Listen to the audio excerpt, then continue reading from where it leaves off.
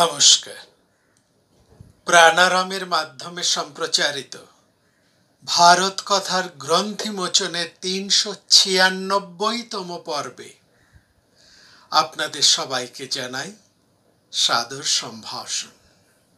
মহামতি অনন্তলালের পরম আশীর্বাদে আমরা শুনে চলেছি ভারত কথা।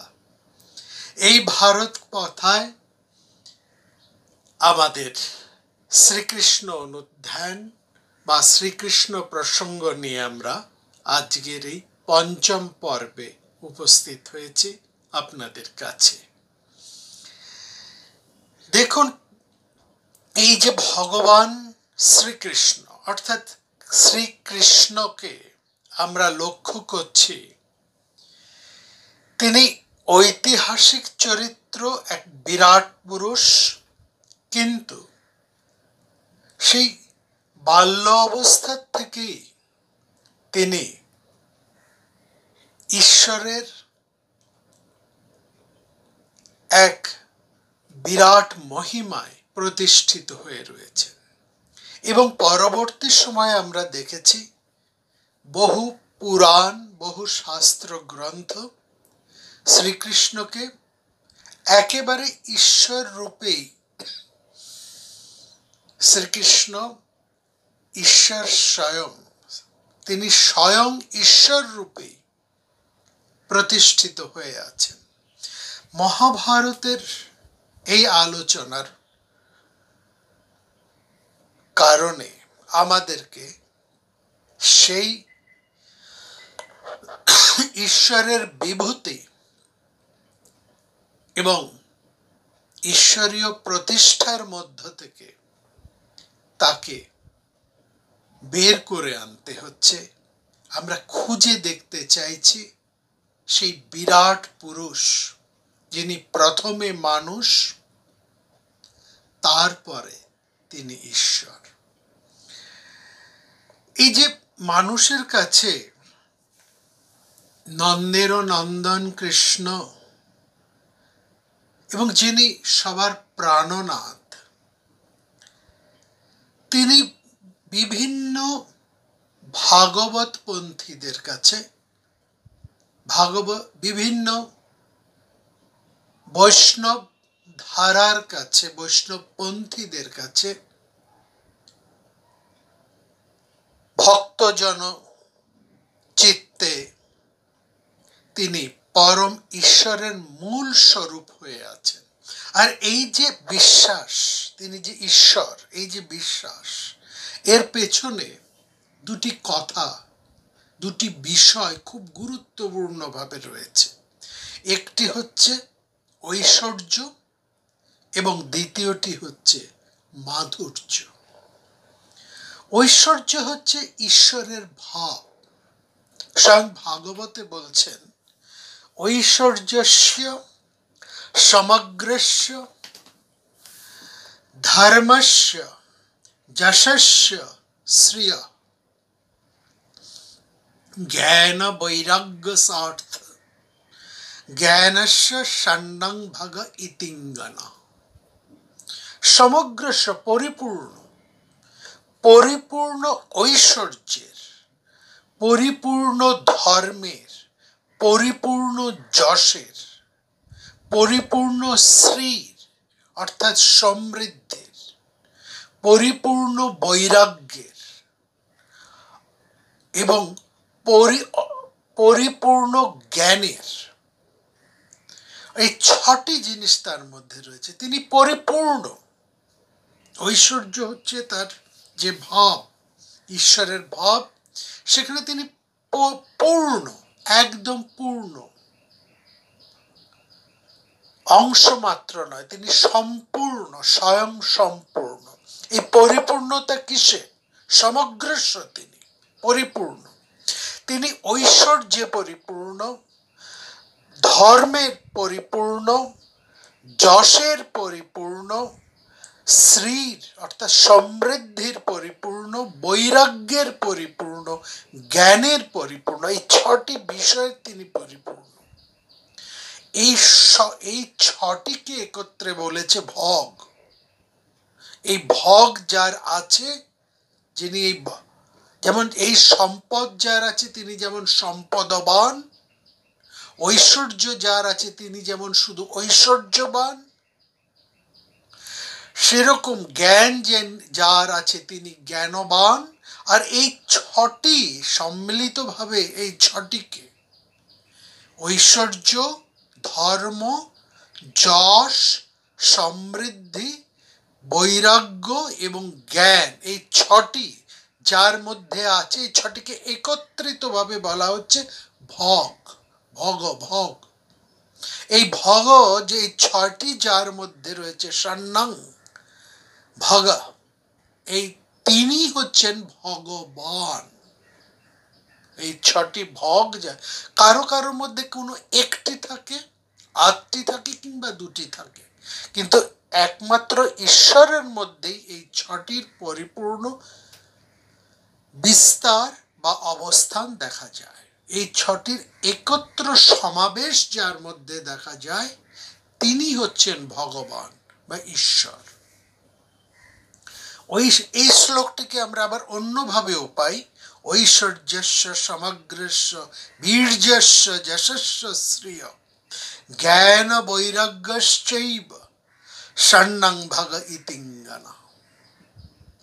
তো এই ছটি যার মধ্যে রয়েছে, এই ছটি হচ্ছে ঈশ্বরের গুণ, যেটা বিষ্ণু পুরাণ আরো পরিষ্কার করে বলেছেন, জ্ঞান শক্তি বলশ্বর্য, জ্ঞান শক্তি বলর ঐশ্বর্য, বীর্য তেজম সশেষতঃ, ভগবচ্ছন্দ বাচ্যানি বিনা ওই গুণার্দিবি। জ্ঞান, শক্তি, বল, ঐশ্বর্য, বীর্য এবং তেজ, এই ছটি যার মধ্যে রয়েছেন তিনি হচ্ছেন ভগবান বা ঈশ্বর।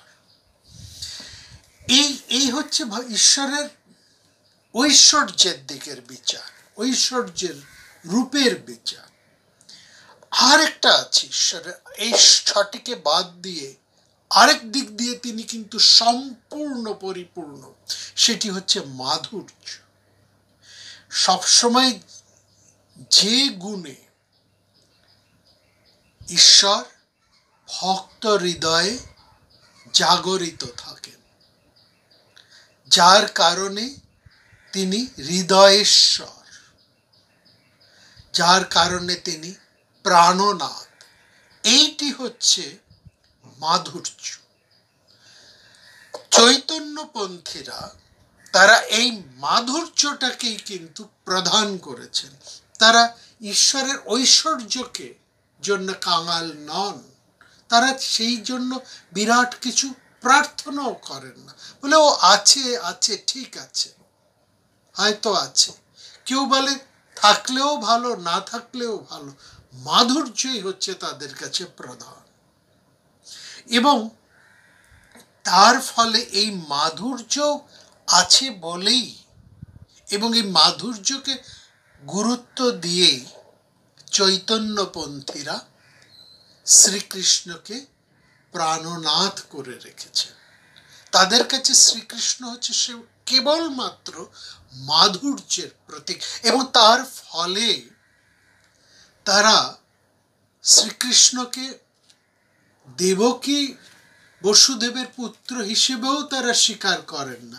তারা বলছে ওর প্রয়োজন আমাদের নেই, ওই পরিচয় জানারও আমাদের প্রয়োজন নেই, তুমি যশোদা দুলাল, নন্দ দুলাল, যশোদার প্রাণ, নন্দ দুলাল, এইটাতেই তারা সম্পূর্ণ, এইটুকুতেই তারা খুশি, এবং এর বাইরে আর কোনো কিছু নিয়েই তারা তাদের বিষয় বলেই তারা গ্রহণ করেন না।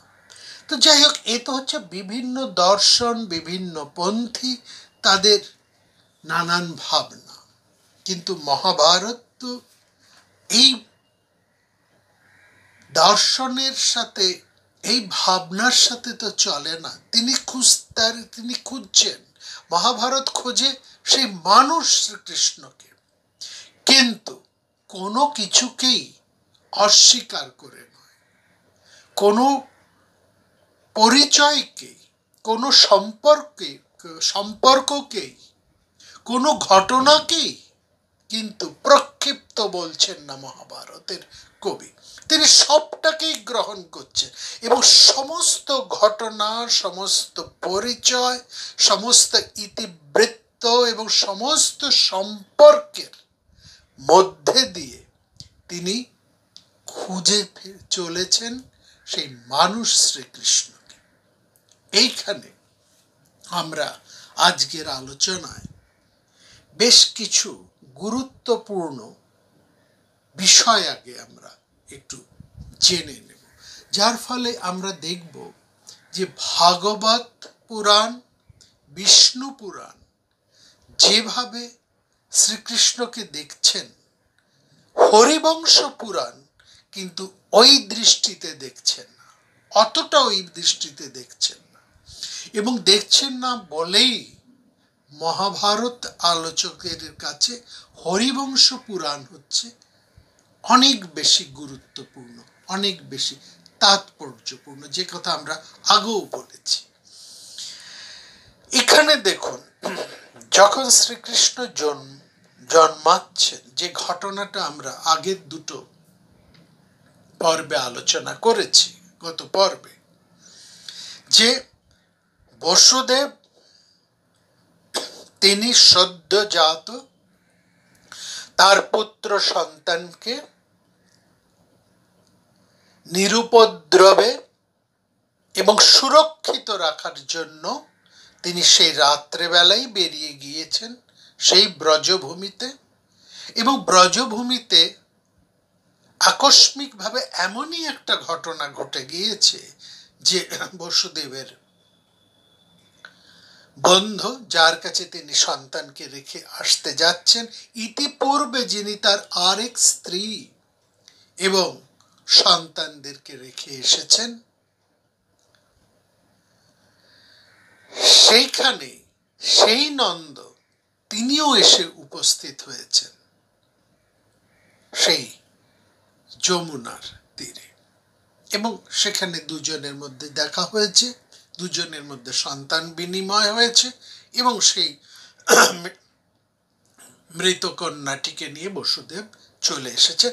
তিনি যখন ঢুকছেন, তার বাড়িতে যখন ঢুকছে, তখন আমরা দেখছি হরিবংশ পুরাণ, এবং হরিবংশ পুরাণ শুধু নয়, বিষ্ণু পুরাণের মধ্যেও আমরা লক্ষ্য করছি সেখানকার দুটি জায়গায় পরিষ্কার বলা হচ্ছে, ভাগবতেও তার একটা ইঙ্গিত আছে, যে বসুদেবের মনে একটা ভয় ঢুকল। এই ভয় অর্থাৎ এই যে আমি সন্তানটিকে নিয়ে বেরিয়ে গেলাম, আবার ফিরে এলাম, এই ঘটনাকে কি কেউ দেখেনি তো, কারো চোখে পড়েনি তো, এই সংশয়, এই ভয় বসুদেবের মনে কাজ করেছে। এবং এই ভয়টা যে নিরর্থক নয়, অমূলক নয়, সেটা আমরা কিন্তু পরে বুঝতে পারি।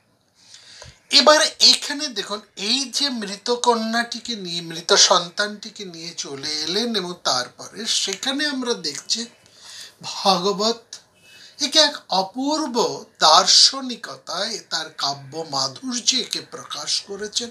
এবং সেই দার্শনিকতা এক চরম, সেই কাব্য সম্পদ যেমন অনবদ্য, তা বলার অপেক্ষা রাখে না, সেই দার্শনিকতার গুণাবলীও, সেই দার্শনিকতার মাত্রাও কিন্তু অপূর্ব, চরম ভাবে তা প্রকাশিত হয়েছে। সেখানে আমরা দেখছি যে সেই কন্যাকে স্বয়ং যোগমায়ার সাথে তুলনা করা হয়েছে, এবং সেই যোগমায়া চণ্ডীর সেই যোগমায়ার সাথে সমানভাবে, একই রকম ভাবে এখানে বর্ণিত হয়েছে। এবং এখানে আমরা দেখছি যে মার্কণ্ড পুরাণের দেবীর যেমন বর্ণনা, এখানে যোগমায়ারও সেই একই বর্ণনা, একই রকম ভাবে বর্ণনা হয়েছে। অর্থাৎ ভগবতী যোগমায়া তার আলোলায়িত কেশ রাশি, কোথাও তিনি চতুর্ভুজা, কোথাও অষ্টভুজা, দিব্য গন্ধ অনুলেপন তার দেহে, হার শোভিত সর্বাঙ্গী মুকুটোজ্জ্বল ভূষিতা, নীল এবং পীত বর্ণ বস্ত্র পরিহিতা, গজকুম্ভমস্তিনী মনোরম চন্দ্রমুখী, অঙ্গকান্তিতে তার বিদ্যুতের রেখা, নয়ন দুটি তার উষার মতন মোহন লাল। চিরকালের সেই কন্যা রূপিণী দেবী, কন্যৈব সা ভবন নিত্যম। তিনি কখনো নৃত্যপরা, কখনো তিনি হাসছেন, কখনো তিনি লাফাচ্ছেন। নৃত্যতি হাসতি চৈব বিপরীতেন ভাষ্যতি। এবং এখানে আমরা দেখছি সেই দেবী কংসকে সম্বোধন করে বলছেন, হেসে সেই অট্টহাস্যে, যেমন সেই মার্কণ্ড পুরাণে আছে, দেবী মহিষাসুরকে বধ করার পূর্বে যেমন দেবী মধুপান করার সঙ্গে ভীষণ অট্টহাস্যে তিনি বলেছিলেন, গার্জ গার্জ স্খনং মৌড় মধুজাবম পিবম মহম। ঠিক এইখানেও আমরা দেখছি বিহায়সি গত রৌদ্র পপ্পৌপানমুত্তয়ম। এবং সেই অট্টহাসি হেসেই তিনি বললেন, কংস, তুমি নিজের বিনাশের জন্যই তুমি আমাকে মারতে চেয়েছিলেন। তোমাকে যে বধ করবে, দেবতাদের সমস্ত শক্তি সারভূত সেই পুরুষ জন্ম নিয়েছে, জাত যস্যাদ বদিষ্যতি, তোমারে বধিবে যে। এই যে কংসের মৃত্যুর নিদান জানিয়ে দেবী অন্তর্হিত হলেন। এই আমরা দেখছি বৈষ্ণব দর্শনে, সেখানে এই যোগমায়া তিনি শ্রীকৃষ্ণের প্রধান লীলা সহায়িকা হিসেবে রয়েছেন। এবং সেখানের বিখ্যাত টিকাকারেরা অপূর্বভাবে বলছেন যে মহামায়া যেমন করে মানুষকে সংসারের সমস্ত মায়ার দ্বারা আবৃত করে রাখেন, বিভিন্ন ধরনের মায়ার রজ্জুতে বেঁধে রাখেন, মায়ার আবেশে ঢেকে রাখেন, মায়াময় হয়ে রাখেন, ঠিক যোগমায়াও সেরকম ঈশ্বর যখন মনুষ্য দেহে জন্মগ্রহণ করেন, তিনি যখন মনুষ্য দেহ গ্রহণ করেন, যোগমায়াও ঈশ্বরকেও, তার এত শক্তি, মায়ার শক্তি এত বেশি, সে ঈশ্বরকেও পর্যন্ত আবিষ্ট করে রাখে। এবং ঈশ্বর যে মাত্র মনুষ্য দেহ গ্রহণ করে, এই মায়ার প্রভাবে ওই যে ঐশ্বর্যের, ষড়ৈশ্বর্যের কথা আমরা একটু আগে বর্ণনা করেছি, সেই ঐশ্বর্যকে সম্পূর্ণ বিস্মৃত হয়ে যান। যেমন উপনিষদে বারবার বলা হচ্ছে মানুষের স্বরূপ কি, বলছে মানুষ হচ্ছে শুদ্ধ, বুদ্ধ, নিত্য, মুক্ত এবং আনন্দময়। এটাই হচ্ছে প্রত্যেক মানুষের প্রকৃত স্বরূপ।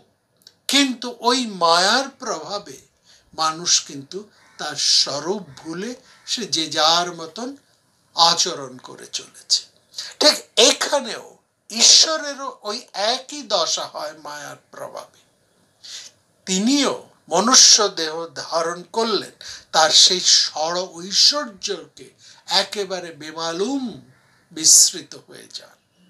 এবং তার ফলে তিনি কখনো পুত্র রূপে, কখনো সপা রূপে, কখনো প্রেমিক রূপে তিনি নানা ধরনের ব্যবহার করে চলেন। এবং এই সবটাই হচ্ছে এই অঘটন ঘটন পটীয়সী এই যোগমায়ার এক বিশাল প্রভাব। এবং তিনি সবসময় এই লীলা পুরুষের, অর্থাৎ মনুষ্য দেহধারী ঈশ্বর, যিনি লীলা করবার জন্য মনুষ্য দেহ ধারণ করে আসেন, তিনি প্রত্যেক জায়গায় এই লীলা পুরুষের আবির্ভাবের পূর্বেই তিনি জন্মান। এবং এখানেও এই বৈষ্ণব দর্শন ভাগবতকারেরা এই মৃতকন্যাটির উপরে এই যোগমায়ার অস্তিত্বকে আরোপ করেছেন এবং একে তার এক দর্শনের অপূর্ব মহিমায় তাকে প্রতিষ্ঠা দিয়েছেন। কিন্তু আমরা ঐতিহাসিক দৃষ্টি থেকে, মনুষ্য দৃষ্টি থেকে এই সমস্ত দর্শন, এই সমস্ত ভাব, এসবকেই আমরা স্বীকার করি। কিন্তু মহাভারতের প্রয়োজনে আমরা বাস্তবটাকে এখানে শুধু আপনাদের কাছে তুলে ধরছি। এটি হচ্ছে বোঝার। এবং তারপরে আমরা পাচ্ছি দেবী যে দৈববাণী করলেন, তিনি যে বলে গেলেন যে কংসকে তোমার বধের নিমিত্ত যে তার কিন্তু জন্ম হয়ে গেছে। এবং এর আগেও আমরা আরেকটা দৈববাণীর কথা শুনেছি গত পর্বে। সেখানে শুনেছি কংস এক দৈববাণী শুনে যখন দেবকীর সাথে বসুদেবের বিবাহ হয়ে কংস স্বয়ং দেবকী এবং বসুদেবকে রথ নিজে চালিয়ে বসুদেবের বাড়িতে নিয়ে যাচ্ছেন, তার বোনকে পৌঁছে দিচ্ছেন তার স্বামীর আলয়ে, তখন একটা দৈববাণীর কথা আমরা শুনেছি। এবং সেই বিভিন্ন ভাগবত পুরাণ বৈষ্ণব গ্রন্থে ওই দৈববাণীর কথাও আছে। আবার এই দ্বিতীয় আরেকবার এই যোগমায়ার মুখে এই দৈববাণীর কথা দিলাম। এই দৈববাণী আসলে কি?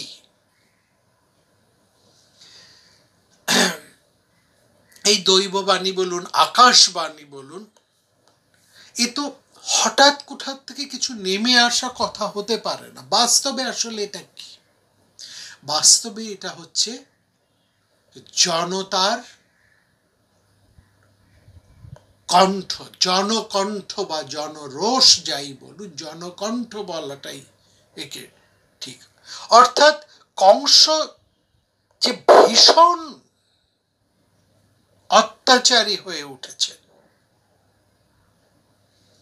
এবং তার অত্যাচারের মাত্রা এতটুকু এত বেড়ে গিয়েছে, তার অত্যাচারের মাত্রা এত দূর বেড়ে গিয়েছে যে তিনি তার নিজের স্বজনদের কাছে, নিজের গোষ্ঠীর কাছে তিনি কিন্তু এখন ত্রাস স্বরূপ। এবং এর ফলে আমরা দেখছি এই কংসের ভয়ে আমরা দেখছি যে তার গোষ্ঠীর মানুষেরা, তারা কিন্তু কেউ কংসের কাছে খুব একটা নেই, তারা নানা জায়গায় পালিয়ে বেড়াচ্ছে।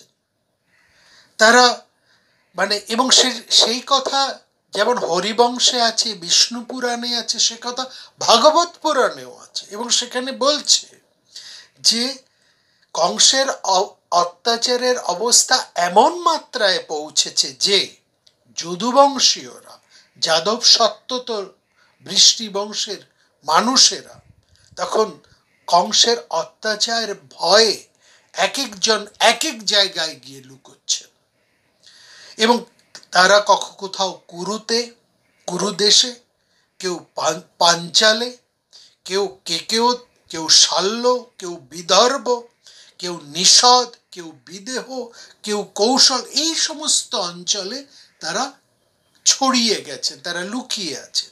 তে পীড়িতা নির্বিষু কুরু পাঞ্চাল কে কয়। কংসের কিছু জ্ঞাতি গোষ্ঠী তার সঙ্গে মথুরাতে ছিলেন, হ্যাঁ, যেমন অক্রুর ছিলেন, বসুদেবও তেমন আছেন। এবং বসুদেব কংসের প্রতিপক্ষতে তিনি একটু বিপন্ন হয়ে আছেন এবং তিনি কংসকেও ভয় পাচ্ছেন, দুজনই দুজনকে ভয় পাচ্ছেন, দুজনই দুজনকে সমঝে চলেন। সেক্ষেত্রে আমরা দেখছি যে সাময়িকভাবে একটু বিপন্ন বোধ করে যে মুহূর্তে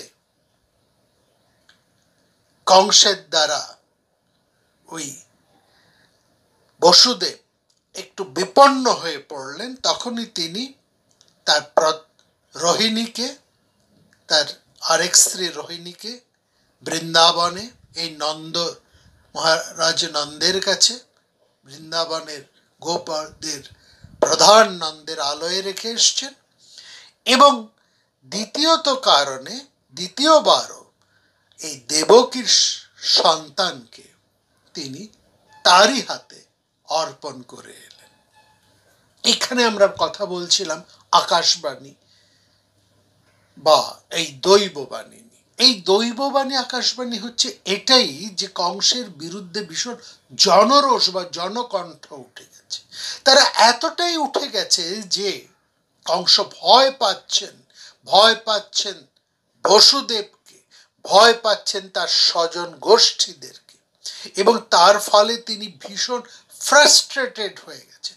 তার পরিচয়ও কিন্তু মহাভারতের মধ্যে যেমন আছে, তার পরিচয় আমরা ভাগবতের মধ্যেও পাচ্ছি। ভাগবতের মধ্যে বলছেন, সেখানে কংসের ফ্রাস্ট্রেশনের কথা, ফ্রাস্ট্রেটেড কংসের পরিচয় ভাগবত দিয়েছে। বলছে আশিন সংবিস্তিষ্ঠন ভুঞ্জান পর্যটম মহিন চিন্তায়ান ঋষিকেশম অপশ্যৎ তন্ময় জগৎ। শত্রুভাবে তিনি একটা ভয় পাচ্ছেন এবং সবসময় তিনি ওই কৃষ্ণকে তার প্রতিপক্ষ রূপে ভয় হিসেবে তিনি চিন্তা করছেন। অর্থাৎ ভাগবতে কংসের ফ্রাস্ট্রেশনের কথা যখন বলছে, তখন কৃষ্ণ জন্ম হয়ে গিয়েছে, কৃষ্ণ বেশ শক্তিশালী পুরুষ হয়ে গেছে, তাকে নিয়ে কংস ভয় পাচ্ছে। কিন্তু অন্য পুরাণে দেখে আরো আগে থেকে তিনি কংস পিতাকে নিয়ে, বসুদেবকে নিয়েই কিন্তু তিনি খুব ভীষণ ভীত হয়ে আছেন। ফ্রাস্ট্রেশনটা শুরু হয়েছে তার সেই সময় থেকে, এবং সেই ভয়ে এই জনরোষের কণ্ঠ শুনে, অর্থাৎ কংস আশঙ্কা করছে যে কোনো সময় তিনি খুন হয়ে যেতে পারেন তার নিজ গোষ্ঠীর লোকের কাছে। এবং সে কথা তিনি কিন্তু বারবার নানাভাবে বলছেন আমি বাইরের কাউকে ভয় পাই না, বহির কোনো শত্রু থেকে আমার ভয় নেই, এই ত্রিভুবনে কেউ নেই বাইরের লোক এসে আমাকে জয় করতে পারে। কংস নিজের শ্বশুরের ক্ষমতায় এতটাই বলিয়ান, কিন্তু তিনি সঙ্গে সঙ্গে বলছেন আমার ভয় আমার গোষ্ঠী লোকেদের কাছ থেকে, যে কোনো মুহূর্তে তারা আমাকে খুন করতে পারে। এবং এই ভয় থেকেই কংসের মনে একটা ফ্রাস্ট্রেশন হয়ে পড়েছে, এবং এই ফ্রাস্ট্রেশন বা এই ফ্রাস্ট্রেটেড কংসকে ভাগবত এক অন্যতম দার্শনিকতার মধ্যে কংসকে প্রতিষ্ঠা করেছে। এই ফ্রাস্ট্রেটেড কংসকে ভাগবত প্রতিষ্ঠা করেছে এক দার্শনিক কংসতে। সেখানে তিনি যেন বলছেন যে আমি পুরুষকার দিয়ে দৈবের বিধানকে লঙ্ঘন করতে তো পারছি না, সুতরাং তিনি তার যেন দেখা যাচ্ছে পরবর্তী সময়ে কংস নিজের বোনের কাছে এসে প্রায় আত্মসমর্পণ করছে। এরকম ভাবে একটা দার্শনিক ব্যাখ্যা সেখানে দিয়েছে। একটা শ্রীকৃষ্ণকে একটা মা অপূর্বভাবে সেখানে ঐশ্বরীয় সত্তায় প্রতিষ্ঠা করে, যেমন শ্রীকৃষ্ণের জন্ম মুহূর্তে আমরা দেখছি ভাগবতে দেবকী এবং বসুদেব তারা যেন স্বয়ং ঈশ্বর রূপে তাদের সন্তানকে দেখে তারা নানান স্তব স্তুতি করছেন, এবং সেই একই রকম ভাবে কংস এসে দেবকীর কাছে ক্ষমা চাইছেন, তিনিও স্তব স্তুতি করছেন। সুতরাং এই আসল ব্যাপারটা হচ্ছে এই সমস্ত স্তব স্তুতি দার্শনিকতা ভক্তি বা এই সমস্ত কিছুর থেকে সরিয়ে যে কথাটা আসলে বেরিয়ে আসে, যেটা বাস্তবসম্মত কথা, সেটা হচ্ছে কংস ভয় পেয়েছেন, এবং ভয় পেতে পেতে তিনি কিন্তু এখন ভীষণ ফ্রাস্ট্রেটেড হয়ে পড়েছেন। এখানে আমাদের আরো দুটো কথা আপনাদের কাছে বলার আছে। ভাগবত এবং অন্যান্য জায়গায় থেকে আমরা এটা জানতে পারি যে কংস এর আগে নাকি বসুদেব এবং দেবকীর 6টি পুত্রকে বধ করেছিলেন। এইটা নিয়ে আজকে আমরা আলোচনা করব। তারপরে অন্য আরেকটি বিষয় নিয়ে আমরা আলোচনা করব পরবর্তী পর্যায়ে। 6টি সন্তানকে নাকি কংস ইতিপূর্বে বধ করেছেন, দেবকী 6টি সন্তানকে। এই কথা সমস্ত বৈষ্ণবীয় শাস্ত্রে, ভাগবতে, বিষ্ণু পুরাণে, হরিবংশ পুরাণে সব জায়গায় আছে, সমস্ত পুরাণ ইত্যাদির মধ্যে রয়েছে। আসল ঘটনাটা কি? আসল ঘটনার একটা ইঙ্গিত আমি আপনাদের কাছে এই পর্বে রাখি। এর বিস্তৃত বর্ণনা আমরা দেব এবং প্রকৃত তথ্যটা আমরা দেব আপনাদেরকে আগামী পর্বে। একটা ওই পুরাণকারেরা একটি কথা বলেছেন যে এখানে কোনো আমরা অলৌকিকতার আশ্রয় না নিয়েই ঘটনার সত্যটাকে আমরা ধরার চেষ্টা করছি। আমরা এটা জানি যে বসুদেব এবং দেবকী এখন নজরবন্দি হয়ে আছেন, গৃহবন্দী হয়ে আছেন তাদের নিজেদের প্রাসাদে। এবং আমরা এটাও জানি যে বসুদেবের যে স্ত্রী রোহিণী, যার কথা আমরা শুনলাম, তিনি পুরু বংশের মেয়ে, মহারাজ শান্তনুর মেজ ভাই বাল্মীকের কন্যা তিনি। আর দেবকী হলেন কংসের কাকা দেবকের কন্যা। এই বাল্মীকের মেয়েদের সাথেও বসুদেবের বিয়ে হয়েছে এবং দেবক, কংসের কাকা দেবকের কন্যাদের সাথেও বসুদেবের বিয়ে হয়েছে। এই দু জায়গা থেকে বসুদেবকে এরা কন্যা দান করার ফলে, বাল্মীক এবং দেবক তাদের নিজেদের কন্যাদেরকে বসুদেবকে দান করার ফলে এটা আমরা পরিষ্কার বুঝতে পারি যে সেই সময় বসুদেব কতটা গুরুত্বপূর্ণ ব্যক্তিত্ব ছিলেন, কতটা ক্ষমতাবান ছিলেন, যার ফলে বাল্মীকের মতন কুরু বংশীয় তিনিও কন্যা দান করেছেন এবং কংসের কাকা দেবকও তিনিও বসুদেবকে তার কন্যাদেরকে দান করেছেন বা বিয়ে দিয়েছেন। এবার যে মধ্যে আমরা আসি, যে দেবকীর 6টি সন্তান বলা হয়েছে পরপর কংসের হাতে বিনিষ্ট হয়। এখানে আমরা মনে করি পৌরাণিকরা যে অতিশয়োক্তি করেন বা একটা অন্য কিছু বোঝাবার চেষ্টা করেন, সেটাই এতে আমাদেরকে খোলসটা খুলতে হবে। অলৌকিকতার মধ্যে আমরা যাচ্ছি না, কিছু যুক্তি দিচ্ছে, সেই যুক্তিগুলোকে আপনারা ধরার চেষ্টা করুন। বসুদেব কংসের সাথেই আছেন, তার একই রাজ্যে আছেন এবং নিজের গৃহেই তিনি নজরবন্দী হয়ে আছেন। কংসের হাতে দেবকী বসুদেবের 6টি সন্তান নিহত হবার এই যে ঘটনা যা বলা হয়ে আছে বিভিন্ন পুরাণে, আমরা বলি এটা অতিশয়োক্ত বিবরণ। কেন? কারণ হরিবংশে খুব পরিষ্কার করে কিছু কথা বলা আছে, কিছু গুরুত্ব দেওয়া আছে। মহামতি অনন্তলাল আমাদেরকে তার দিকে বিশেষ করে লক্ষ্য করতে বলেছিলেন। কি বলা হয়েছে সেখানে বলা আছে যে একটি ব্যাখ্যা সেখানে দেওয়া আছে, বলছে দেবকীর এই 6টি পুত্র পূর্বজন্মে কালনেমির পুত্র ছিলেন, অর্থাৎ তারা কালনেমির অংশে জন্মগ্রহণ করেছেন। এবং এটাও বলা আছে কংস তিনি হচ্ছেন কালনেমির অংশ, অর্থাৎ কালনেমির অংশে কংসের জন্ম।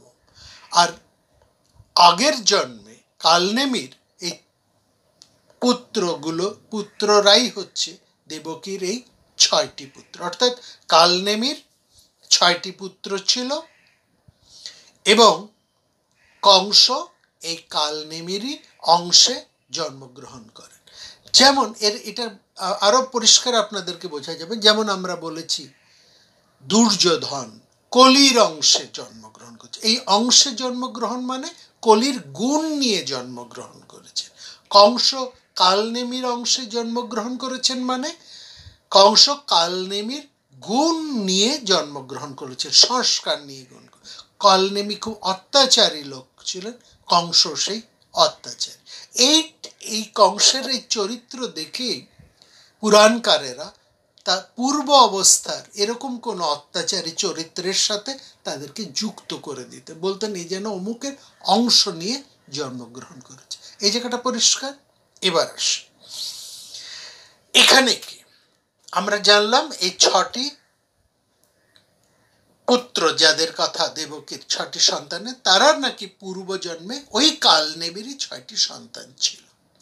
এই 6টি সন্তানকে হরিবংশ একত্রিতভাবে ষড়গর্ভ বলে সম্বোধন করেছে। অর্থাৎ সেই 6টি সন্তানকে এক করে বলা হয়েছে ষড়গর্ভ।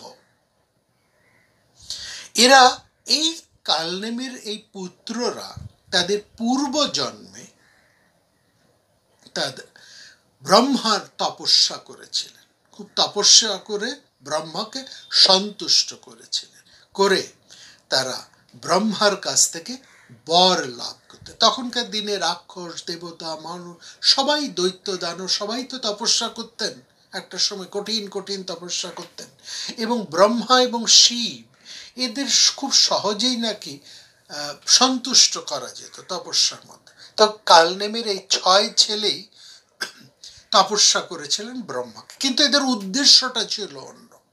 রাক্ষস দৈত্যদের তপস্যার উদ্দেশ্যটা হচ্ছে নিজেদের ক্ষমতার প্রয়োগ, এবং সেই তপস্যার ফলে তাদের যে ক্ষমতা লাভ হতো সেই ক্ষমতা দিয়ে তারা নির্বিচারে অন্যায় আচরণ করে যেতেন, অত্যাচার করে যেতেন, ভোগ করে যেতেন।